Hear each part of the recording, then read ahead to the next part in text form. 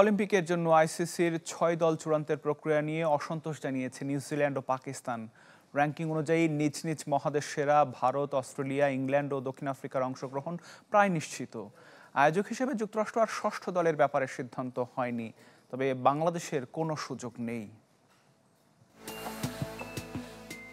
১২৮ বছর পর Los Angeles অলিম্পিকে ফিরছে ক্রিকেট, তবে থাকছে নানা রকম শর্তের বেড়াজাল। পুরুষ ও নারী দলের জন্য ৯০ জন করে খেলোয়াড়ের কোটা নির্ধারণ করে দিয়েছে আন্তর্জাতিক অলিম্পিক কমিটি। ১৫ সদস্যের স্কোয়াড নিয়ে ৬টা দল অংশ নিতে পারবে বিগেস্ট শো অন আর্থে। খেলা হবে টি-20 ফরম্যাটে। কিভাবে বাছাই করা হবে ৬ দল?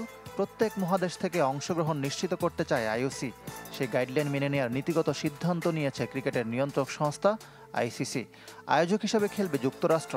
মহাদেশগুলোর র্যাঙ্কিং সেরা দল অংশ নেবে, এমন একটা সিদ্ধান্ত নেওয়ার পথে আইসিসি।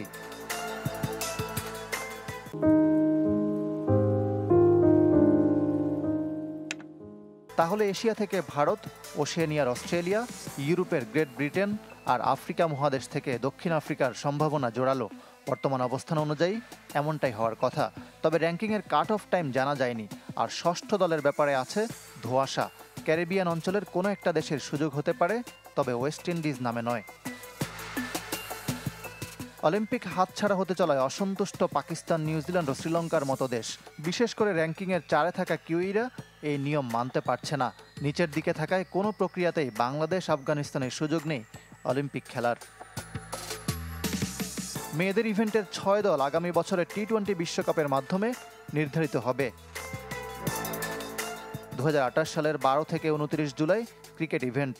২০ তারিখ মেয়েদের আর ২৯ তারিখ ছেলেদের পদক নিষ্পত্তির ম্যাচ। অলিম্পিকে একবারে ১৯০০ সালে ক্রিকেট হয়েছিল। ফ্রান্সকে হারিয়ে স্বর্ণ জিতেছিল গ্রেট ব্রিটেন। ইকরাম হোসাইন, চ্যানেল 24।